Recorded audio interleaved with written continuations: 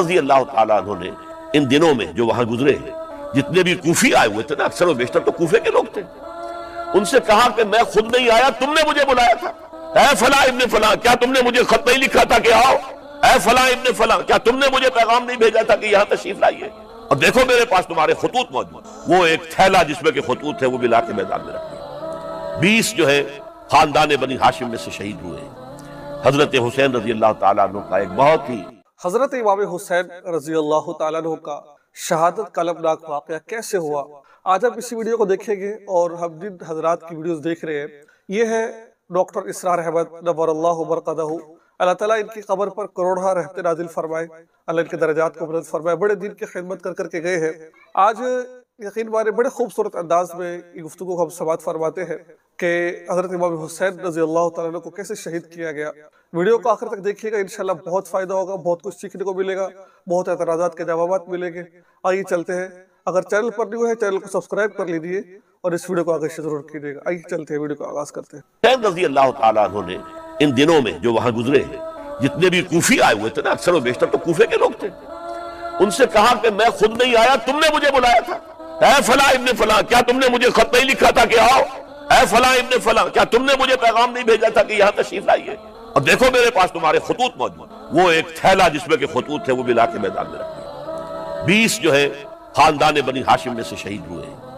حضرت حسین رضی اللہ تعالیٰ عنہ کا ایک بہت ہی انفنٹ چھوٹا بچہ وہ بھی شہید ہوا۔ باقی سب مرد، تمام مرد سوائے ایک حضرت حسین کے بیٹے حضرت علی بن حسین زین العابدین کہلائے بعد میں، وہ بیمار تھے، وہ جنگ میں حصہ نہیں لے سکتے تھے، وہ بچ گئے۔ صرف یہ ہے 10 محرم الحرام اور سن 61 ہجری میں حضور کے نواسے، اور جن کے بارے میں حضور نے فرمایا سیدہ شباب اہل الجنہ، حضرت حسین شہید ہوئے۔ کوفہ چونکہ حضرت حسین کے پاس پیغام آ رہے تھے کوفے سے، چونکہ کوفے کو حضرت علی نے دارالخلافہ بنا لیا تھا، اور وہاں سمجھا جاتا تھا کہ حضرت علی کے ہمدرد اور حضرت شیعان علی جنہیں ہم کہیں ان کے ساتھی ہم خیال یہ لوگ ہیں کثرت کے ساتھ، اور وہاں سے اب خطوط کا تانتا شروع ہو گیا۔ آپ یہاں آئیے، ہم بےتاب ہیں، آپ کا استقبال کریں گے، آپ کے ہاتھ پر بیعت کریں گے، تاکہ یہ جو قیصر و کسریٰ کی سنت شروع ہو رہی ہے اس کو روکا جا سکے۔ وہ تانتا بنا ہوا ہے خطوط کا۔ تو حضرت حسین رضی اللہ تعالیٰ عنہ نے فیصلہ کر لیا کہ میں کوفے جاؤں گا۔ حضرت زبیر روکتے رہ گئے کہ نہیں، کوفیوں پر اعتماد نہ کیجیے، یہ زبانی کلامی ساتھ دیتے ہیں، جب ڈنڈا چلتا ہے تو پھر یہ ہٹ جاتے ہیں میدان سے۔ اور حضرت حسین رضی اللہ تعالیٰ عنہ بامروت انسان، شریف النفس انسان، کیسے ممکن تھا غیرت مند غیور انسان وہ کیسے ان کی بات کو رد کر دیتا؟ لہذا اچھا چلو چلتے ہیں کوفے کی طرف۔ آگے بڑھتے چلے گئے، کربلا میں پہنچ گئے۔ جو کچھ وہاں ہوا ہے پھر آپ کو معلوم ہے۔ اس میں یہ بات ہے، پہلے 1000 کا لشکر بھیجا تھا عبید اللہ ابن زیاد نے، اس پر حضرت حسین رضی اللہ تعالیٰ عنہ نے جو باتیں کہی وہ کچھ اثر انداز ہو گئی۔ ان کا افسر جو تھا حر بن یزید تمیمی، وہ بعد میں حضرت حسین کا حامی ہو گیا، اور حضرت حسین کے ساتھ ہی اس کو بھی شہادت نصیب ہوئی۔ پھر دوسرے کو بھیجا عمرو ابن سعد۔ عمرو ابن سعد بھی ایک بڑی عظیم شخصیت کا بیٹا تھا۔ حضرت سعد ابن ابی وقاص جو فاتح ایران تھے، اور جن کو غزوہ احد کے موقع پر حضور نے فرمایا تھا کہ اے سعد تیر چلاؤ، میرے ماں باپ تم پر قربان۔ جبکہ احد میں گھیراؤ کر لیا تھا حضور کا، اور کفار قتل کرنے کے لیے ہجوم کر رہے تھے، اور کچھ حضرات تیر چلا کے انہیں پھینک رہے تھے، دور جو ہے ہٹا رہے تھے، ان میں سے حضرت سعد ابن ابی وقاص بھی تھے۔ پھر وہ فاتح ایران تھے، اسی لیے گورنر بن گئے تھے ایران کے۔ سعد جو ہے ان کا بیٹے، یہ عمرو جو ہے یہ اب ایک بڑے صوبے کا گورنر بھی تھا، اس وقت 4000 آدمی دے کر بھیجا۔ وہ بھی نرمی کرتا رہا، اس نے کوئی تشدد نہیں کیا، اس کے اندر بہرحال اپنے عظیم باپ کے خون کا کچھ اثر تھا۔ لیکن یہ کہ پھر ابن زیاد کو اطلاع مل گئی کہ عمرو ابن سعد جو ہے وہ تو لے تو لال کر رہا ہے، حملہ نہیں کر رہا، قتل نہیں کر رہا، بلکہ یہ کہ وہ تو اس راستہ بھی دینے کے لیے تیار ہے کہ نہ مدینے کی طرف جائیے اور نہ آپ مکے کی طرف جائیے، نہ کوفے کی طرف جائیے، بلکہ آپ چاہے تو دمشق چلے جائیں، یزید سے اپنا معاملہ کر لیں۔ اس پر ابن زیاد نے پھر وہاں سے خط لکھا ہے، میں نے تمہیں اس کام کے لیے بھیجا تھا، میں نے تمہیں حکم دیا تھا حسین سے میری بیعت لو، یعنی میری بیعت کے ذریعے یزید کی بیعت لو۔ اور اسے پکڑ کر لا کر میرے سامنے پیش کر. لہذا پھر اس نے ایک بہت خونخوار شخص کو زیادہ فوج دے کر بھیجا ہے, اور وہ جو ہے اس نے آ کر جو ہے شمر میں پھر اس نے فیصلہ کن معاملہ کیا. حضرت حسین رضی اللہ تعالیٰ عنہ نے ان دنوں میں جو وہاں گزرے جتنے بھی کوفی آئے ہوئے تھے نا, اکثر و بیشتر تو کوفے کے لوگ تھے, ان سے کہا کہ میں خود نہیں آیا, تم نے مجھے بلایا تھا. اے فلاں ابن فلاں, کیا تم نے مجھے خط نہیں لکھا تھا کہ آؤ؟ اے فلاں ابن فلاں, کیا تم نے مجھے پیغام نہیں بھیجا تھا کہ یہاں تشریف لائیے؟ اور دیکھو میرے پاس تمہارے خطوط موجود ہیں. وہ ایک تھیلا جس میں کے خطوط ہے وہ بھی لا کے میدان میں رکھ دیا. یہ حضرت حسین رضی اللہ تعالیٰ عنہ کی شرافت اور اپنی صاف دلی. کوئی اس کے اندر عیاری نہیں تھی ان کے اندر, معاذ اللہ ثم معاذ اللہ, لیکن یہ کہ اس کا نتیجہ اچھا نہیں نکلا. نتیجہ کیا نکلا؟ اب انہیں پتا چل گیا کوفیوں کو, اگر اب حسین زندہ دمشق پہنچ گئے یزید کے پاس تو یہ ہم سب کا بھاڑا پھوڑ دیں گے, ہماری شامت آ جائے گی.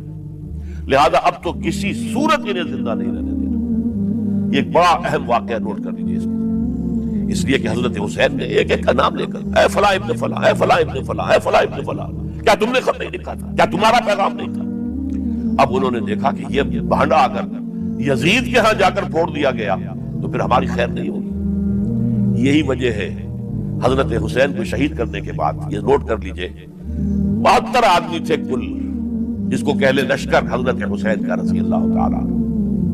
ان میں سے 20 خاندان بنی ہاشم کے چشم و چراغ تھے. وہ بڑی بہادری سے لڑے, بڑی بہادری سے لڑے, ایک ایک نے لڑ کر جان دی ہے. بہت سو کو مارا. یقاتلون فی سبیل اللہ فیقتلون ویقتلون, قتل کر بھی رہے تھے, قتل ہو بھی رہے تھے, ایک ایک کر کے قتل ہو رہے تھے, شہید ہو رہے تھے. 20 جو ہے خاندان بنی ہاشم میں سے شہید ہوئے. حضرت حسین رضی اللہ تعالیٰ عنہ کا ایک بہت ہی انفنٹ چھوٹا بچہ وہ بھی شہید ہوا ہے. باقی سب مرد, تمام مرد, سوائے ایک حضرت حسین کے بیٹے حضرت علی بن حسین زین العابدین کہلائے بعد میں, وہ بیمار تھے, وہ جنگ میں حصہ نہیں لے سکتے تھے, وہ بچ گئے صرف. اچھا, حضرت حسین شہید ہو گئے. یہ ہے 10 محرم الحرام سن 61 ہجری. کیا مطلب ہے؟ حضور کے انتقال کے ٹھیک 50 برس بعد. سن 11 ہجری میں حضور کا انتقال, اور سن 61 ہجری میں حضور کے نواسے, اور جن کے بارے میں حضور نے فرمایا سیدہ شباب اہل الجنہ, حضرت حسین شہید کر دیے گئے. اور اس کے بعد اس لشکر نے خیموں کو آگ لگا دی. یہاں نکتہ سمجھ لیجیے, آگ کیوں لگائی؟ انہیں معلوم تھا ہمارے خلاف ڈاکومنٹری پروف موجود ہے وہاں پر, وہ ہمارے خطوط کے تھیلے وہاں موجود ہیں, اگر وہ باقی رہ گئے تو ہماری شامت آ جائے گی, ہمیں کون بچائے گا, تاکہ وہ ریکارڈ جو ہے ان کا وہ تلف ہو جائے, سارے خطوط جو ہے وہ جل جائیں تاکہ ان کے خلاف ثبوت باقی نہ رہے. یہ عظیم سانحہ کربلا. کتنی خوبصورت انداز میں گفتگو کو سماعت فرمایا, بہت ہی زیادہ ایمان افروز واقعہ تھا جو ڈاکٹر اسرار احمد نے مختصر سے انداز میں اس کو بیان کر دیا ہے. کتنی خوبصورت بات کہی ہے جو لوگوں کو سمجھ نہیں آتی ہے. بھئی یزید کو اس کے بارے میں علم نہیں تھا کہ حضرت امام حسین کو شہید کیا گیا ہے. یہ سب واقعہ آپ نے سنا, یہ میں تھوڑی کہہ رہا ہوں, کتابوں میں یہ بات لکھی ہوئی. آج تو آپ نے ڈاکٹر اسرار احمد نور اللہ مرقدہ کی زبانی میں اس گفتگو کو سماعت فرمایا. تو لہٰذا ایسے فضول باتیں نہ کیا کریں, علماء کو, اکابرین کو سنا کریں. ان کی باتوں میں اللہ نے بڑی کشش رکھی ہوئی ہے. مجھے امید ہے کہ آپ کو بہت کچھ سیکھنے کو ملا ہوگا. دعا میں یاد رکھیں, چینل کو سبسکرائب کر لیجیے, ویڈیو کو آگے شیئر ضرور کیجیے گا. السلام علیکم ورحمۃ اللہ. کیونکہ آیت نمبر 2 آپ اچھی طرح پڑھ لیں, اپنا سامنے رکھیے, اور اس کے حوالے سے یہ بات سمجھ لیجیے. ایام معدودات, یہ دن ہے چند گنتی کے. مجھے حیرت ہوتی ہے کہ جدید جو مفسرین ہیں جنہوں نے اردو میں ترجمے کیے ہیں, تفسیریں کی ہیں, ان سب کی نگاہوں سے یہ بات اوجھل رہی کہ یہ در حقیقت رمضان کے روزے کا ذکر نہیں ہے, بلکہ اس ابتدائی حکم سے متعلق ہے کہ جو ہر مہینے میں 3 دن کے روزے رکھنے کا حضور نے دیا تھا. لیکن یہ کہ میرا اپنا ذاتی واقعہ یہ ہے زندگی کا, اور یہ اہم واقعات میں سے ہے. میں جب میڈیکل کالج میں پڑھتا تھا, سمجھیے 19-20 سال کی میری عمر, اس وقت بھی مجھے یہ احساس ہوا تھا کہ یہ جو 2 آیات آئی ہیں یہاں ایک دوسرے کے تقابل میں, یہ بیک وقت نازل نہیں ہو سکتی, ان میں وقفہ ہوگا. اور یقیناً پہلا حکم کسی اور پس منظر میں ہے، دوسرا حکم جو بعد میں ہم دیکھیں گے وہ کسی اور پس منظر. تو میری رائے یہ تھی اور میں اس پر قائم بھی تھا، بیان بھی کرتا تھا، لیکن ڈرتا تھا اس لیے کہ اس وقت تک جتنی تفسیریں میں نے دیکھی تھی، ترجمے دیکھے تھے، ان میں سے کسی نے یہ بات کہی نہیں تھی. تو ایک آدمی اپنی رائے کے اوپر اتنی بڑی بات کہہ دے تو میں ڈرتا رہتا تھا، لیکن کہتا تھا کہ میری رائے یہی ہے. پھر اتفاق سے جماعت اسلامی ہند کا ترجمان ہوتا تھا ماہنامہ زندگی، عروج احمد قادری صاحب اس کے مدیر تھے. وہ جو ایک پرچہ آیا اس میں انہوں نے ایک تنقید کی تھی مولانا سید انور شاہ بخاری رحمۃ اللہ علیہ پر، کہ ان کشمیری رحمۃ اللہ علیہ سے ان کے اوپر یہ تنقید کی تھی کہ انہوں نے یہ عجیب بات کہہ دی ہے کہ یہ جو حکم ہے یہ رمضان کا نہیں ہے، بلکہ رمضان سے پہلے جو حضور نے حکم دیا تھا 3 دن کے روزے رکھنے اس سے متعلق ہے. اب مجھے اس کے اوپر پورا اطمینان ہو گیا کہ اگر سید محمد انور شاہ کاشمیری رحمۃ اللہ علیہ کی رائے یہ ہے تو متفق گردید رائے ابو علی برائے من، مجھے اب اس سے زیادہ اور کسی سند کی ضرورت نہیں. بعد میں نے جب تفسیر کبیر امام رازی رحمۃ اللہ علیہ کی اس کا بھی مطالعہ شروع کیا تو میں حیران ہوا کہ سلف میں تو یہ رائے کثرت سے موجود تھی. کیا سبب ہوا ہے کہ آج کے دور کے جو مترجمین اور مصنفین ہیں ان کی نگاہوں سے بالکل یہ بات اوجھل ہو گئی؟ اس معاملے کو میں حل آج تک نہیں کر سکتا، لیکن اب میں پورے تیقن سے آپ سے کہہ رہا ہوں کہ یہ جو پہلی 2 آیتیں ہیں ان کا تعلق صوم رمضان سے نہیں ہے، بلکہ ان کا تعلق ہے وہ 3 دن کے. اس کی سب سے بڑی دلیل اس کے اندر موجود ہے ایام معدودات، گنتی کے چند دن. اب 30 یا 29 دن جو ہے وہ گنتی کے چند دن نہیں ہو سکتے، وہ اچھی بڑی تعداد ہے.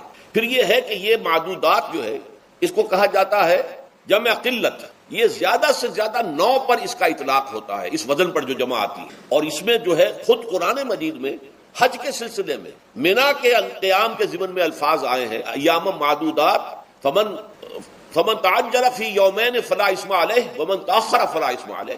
منا میں قیام ہے گنتی کے چند دن، تو جو 2 دن ہی میں جلدی کر کے وہاں سے واپس ہو جائے اس پر بھی کوئی اس گناہ نہیں ہے، اور جو مؤخر کر کے 3 دن پورے کرے اس پر بھی کوئی گناہ نہیں ہے. تو وہاں پر بھی نظیر موجود ہے کہ 2 یا 3 دن پر اس کا اطلاق ہو رہا ہے. تو یہاں پر ایام معدودات سے لازماً یہ مراد ہے کہ یہ 3 دن جو ہے ہر مہینے میں 13ویں 14ویں 15ویں در حقیقت اس روزے سے متعلق یہ آیت آ رہی ہے. اور یہ بھی نوٹ کر لیجئے کہ رمضان کے روزے کی فرضیت کے بعد بھی حضور کا معمول اور آپ کے صحابہ کا اور جو بھی ہمارے ہاں اتباع کرتے ہیں حضور صلی اللہ علیہ وسلم کا نوافل میں بھی ان کا یہ معمول ہے. ہر مہینے میں یہ 3 روزے حضور بعد بھی رکھتے تھے اور آپ کے بہت سے صحابہ رکھتے تھے، اور آج بھی ہمارے ہاں بہت سے لوگ جو دیندار ہیں اور جن کے اندر یہ جذبہ ہے اتباع سنت کا وہ رکھتے ہیں. 13ویں 14ویں اور 15ویں تاریخوں کا ان کو ایام 20 کہتے ہیں. اس کی راتیں روشن ہوتی ہیں، 13ویں رات 14ویں رات 15ویں رات. چاند جو ہے اس کے اندر آپ کو معلوم ہوتا ہے 14ویں کو تو مکمل ہوتا ہی ہے، 13ویں اور 15ویں کا بھی تقریباً مکمل ہے. تو ایام 20 کے روزے جو ہیں بعد میں بھی برقرار رہے ہیں، لیکن نفلاً. فرض اس کے بعد جو ہے وہ رمضان کے روزے ہو گئے. تو ایام معدودات یہ دن ہیں گنتی کے. فمن کان منکم مریض او علی سفر فعدۃ من ایام اخر، تو جو کوئی بھی تم میں سے ہو بیمار یا سفر پر تو وہ تعداد پوری کر لے دوسرے دنوں. گویا کہ اب اگلی کا ایک تو یہ رعایت ہو گئی. دوسری رعایت وعلی الذین یطیقونہ فدیۃ طعام مسکین، اور ان لوگوں کے ذمے کے جو اس کی طاقت رکھتے ہوں، یعنی مریض بھی نہیں ہے، صحت مند ہے، روزہ رکھ سکتے ہیں، سفر بھی نہیں ہے، سفر پر نہیں ہے، مقیم ہے، روزہ رکھ سکتے ہیں. پھر بھی نہ رکھیں تو ان کے لیے بھی ایک اختیار، اسی لیے میں نے لفظ استعمال کیا تھا وجوب علی التخییر. واجب تو ہے لیکن اس میں ایک اختیار دے دیا گیا ہے. وہ اختیار کیا ہے؟ فدیۃ طعام مسکین. تو پھر یہ ہے کہ ایک مسکین کو کھانا کھلا دینا. فدیہ کہتے ہیں کسی چیز کا بدل ہو جائے، جیسے کہ جنگی مجرم ہے اس کا فدیہ ہے، گویا کہ اس کو دے کر وہ پھر آزاد ہو جائے گا، فدیہ اس کو کہتے ہیں. ففدیۃ طعام مسکین. لیکن یہ ہے کہ فمن تطوع خیرا فهو خیر اللہ، اور جو نیکی سے خیر کرنا چاہے مزید تو وہ اس کے لیے بہتر ہے. 1 کے بجائے 2 کو کھلائے، 3 کو کھلائے، 4 کو کھلائے، 10 کو کھلائے، تو یہ تو ترغیب ہے. لیکن کم سے کم ایک مسکین کو کھانا کھلانا 2 وقت کا. وَأَن تَصُومُوا خَيْرٌ لَكُمْ. اب دیکھیے یہ لفظ بول رہے ہیں اگر تم روزہ رکھو تو یہ تمہارے حق میں بہتر ہے. یعنی اگرچہ اختیار تمہیں دے دیا ہے، اختیار یہ ہے کہ روزہ رکھو، اگر نہ رکھو تو فدیہ دے دو 1 مسکین کا کھانا. لیکن اگر تم روزہ رکھو، ان کنتم تعلمون، اگر حقیقت میں تم علم رکھتے ہو کہ روزے کے اندر کیا کیا برکات ہیں تو تمہیں روزہ لازماً رکھنا چاہیے. تشویق اور ترغیب موجود ہے لیکن یہ کہ اس کی فرضیت یا وجوب نہیں ہے. یہ تھا ابتدائی حکم روزے کی ضمن میں. اب اس کے بعد اگلی آیت جو ہے اس کے بھی پہلے حصے کو مت پڑھیے. شہر رمضان الذی انزل فیہ القرآن، اس کے بارے میں تو بعد میں گفتگو ہوگی. بینات من الہدی والفرقان. لیکن اگلا جملہ فمن شہد منکم الشہر فلیصم. اب یہ رمضان کے روزے کی فرضیت کا حکم ہے۔ رمضان کا مہینہ وہ ہے جس میں قرآن نازل کیا گیا، اس کے بارے میں جیسا کہ میں نے عرض کیا پھر بعد میں عرض کروں گا۔ لیکن جو شخص بھی تم میں سے موجود ہو اس مہینے میں، اپنے گھر میں موجود ہے، اپنے شہر میں موجود ہے، سفر پر نہیں ہے، یا یہ ہے کہ جو شخص بھی اس مہینے کو پائے، اس کی زندگی میں یہ مہینہ آ جائے، یہ برکتوں کا ایک موقع اسے مزید حاصل ہو جائے، فَلْيَصُمْ، یہ امر کا صیغہ ہے، یہ وجوب ہے مطلقاً۔ اب اس میں جو 2 رعایتیں پہلے دی گئی تھی ان میں سے ایک کو برقرار رکھا، وَمَنْ كَانَ مَرِيضًا أَوْ عَلَى سَفَرٍ فَعِدَّةٌ مِنْ أَيَّامٍ أُخَرَ۔ یہی وہ الفاظ ہیں جن کی بنا پر میرا گمان اس وقت بھی یہ تھا کہ یہ 2 بیک وقت نازل نہیں ہو سکتی آیات۔ یہ جو تکرار ہے بے معنی تکرار ہو جائے گی پھر اگر ایک ہی وقت میں نازل ہو رہی ہے، اور قرآن مجید کی فصاحت اور بلاغت سے یہ چیز بعید ہے کہ وہاں پر اس طرح کی تکرار بلا سبب ہو رہی ہے۔ قرآن میں اور بہت سی آیات ہیں جن میں کہ آپ کو معلوم ہے کہ پورا رکوع ہے سورہ مزمل کا، جس میں قیام اللیل کا حکم ہے، پھر اسی کے آخر میں وہ آیت شامل کر دی گئی ہے جو کم سے کم 1 سال بعد نازل ہوئی، جس میں کہ رات کے قیام کا وجوب ختم کر دیا گیا، اور صرف یہ کہ جتنا بھی تم سے ممکن ہو سکا کرو، ضروری نہیں ہے کہ تہائی شب ہو، آدھی ہو، 2/3 ہو، جتنا بھی ممکن ہو قرآن پڑھا کرو رات کو، گویا کہ وہ فرضیت جو تھی قیام اللیل کی وہ ختم ہو گئی۔ اس حوالے سے وہ جو ناسخ ہے، منسوخ کرنے والی آیت بھی اس کے ساتھ ہی رکھ دی گئی ہے تاکہ وہ جو اصل حکم تھا وہ بھی برقرار سامنے رہے، اور جس نے آ کر اسے منسوخ کیا وہ بھی برقرار رہے اور سامنے رہے۔ اسی طرح یہاں پر بھی یہ حکم آیا، کتنے عرصے کے بعد آیا یہ مجھے معلوم نہیں، لیکن یہ کچھ عرصے کے بعد آیا ہے کہ رمضان کا مہینہ وہ ہے کہ جس میں قرآن نازل کیا گیا ہے۔ اب جو شخص بھی اس مہینے کو پائے اس پر لازم ہے کہ اس کے روزے رکھے۔ ہاں، من کان مریضا او علی سفر، جو شخص ہو مریض، بیمار ہو یا سفر پر ہو، فعدۃ من ایام اخر، تو وہ تعداد پوری کر لے دوسرے دنوں میں۔ یرید اللہ بکم اليسر ولا یرید بکم العسر، اللہ تمہارے ساتھ آسانی چاہتا ہے، سختی نہیں چاہتا۔ یہ اصل میں کیوں کہا ہے اس کی وجہ سمجھ لیجئے۔ آج بھی آپ کو اپنے ہاں ایسے لوگ مل جائیں گے جن کا تقویٰ کا تصور اتنا غلط ہو گیا ہے کہ 104 درجے کا بخار ہے، روزہ چھوڑنے کو تیار نہیں۔ بھلے آدمیوں، اللہ نے تمہیں ایک رخصت دی ہوئی ہے تو خام خواہ اپنے اوپر یہ شدت کیوں لے رہے؟ لیکن لیتے روزہ چھوڑنے کو تیار، روزہ قضا نہیں کروں، سفر پر جا رہے ہیں اور روزہ قضا کرنے کو تیار نہیں۔ ایک موقع پر ایک غزوے کے دوران ایسا ہوا کہ کچھ لوگوں نے روزہ رکھا ہوا تھا، لیکن وہ اتنے یوں سمجھیے مزمحل ہو گئے کہ جب پڑاؤ پر پہنچے تو جن کا روزہ نہیں تھا انہوں نے تو بڑی چاق و چوبند طریقے سے خیمے نصب کیے، سارا بندوبست کیا، اور یہ جا کر بے سدھ ہو کر بے ہوش ہو کر گر پڑے۔ تو حضور نے فرمایا ان کو دیکھ کر، لیس من البر الصیام فی السفر، سفر میں روزہ رکھنا یہ کوئی نیکی کا کام نہیں ہے، یہ نیکی کا غلط تصور ہے کہ جو تم نے اپنے اختیار کر لیا۔ یہ تمہارے اندر تشدد پسندی پیدا ہو رہی ہے۔ دین کے احکام میں جو مقصد ہے وہ کیا ہے؟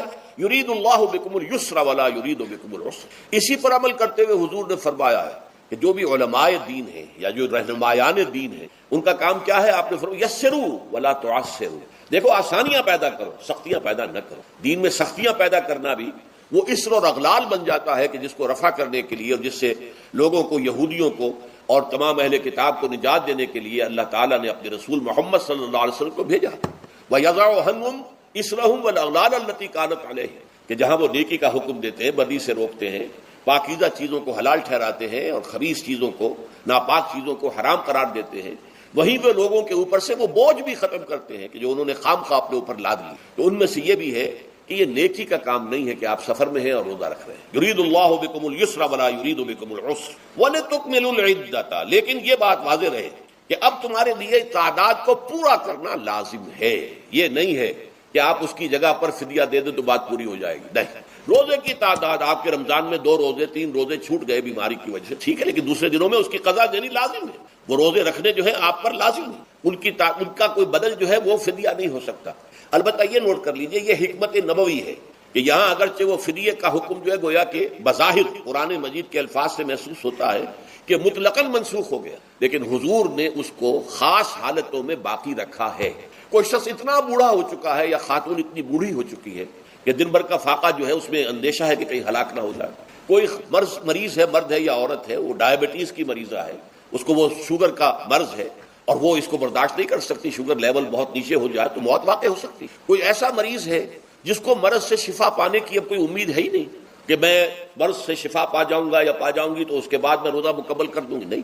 ایسے لوگوں کے لیے حضور نے اس رعایت کو برقرار رکھا کہ ایسے لوگ اگر ایک مسکین کو کھانا کھلا دیں تو یہ فدیہ بن جائے۔ لیکن جو بھی شخص صحت مند ہو اور صحت کی توقع رکھتا ہو اور جو شخص بھی طاقت رکھتا ہو روزے کا قضا کر دینے کا، اس کے لیے لازم ہے کہ روزوں کی قضا کرے. وَلِتُكْمِلُوا الْعِدَّةَ وَلِتُكَبِّرُوا اللَّهَ عَلَى مَا هَدَاكُمْ, اور تاکہ تم اللہ کی کبریائی کا اعلان کرو اس چیز پر کہ جو اس نے تمہیں ہدایت عطا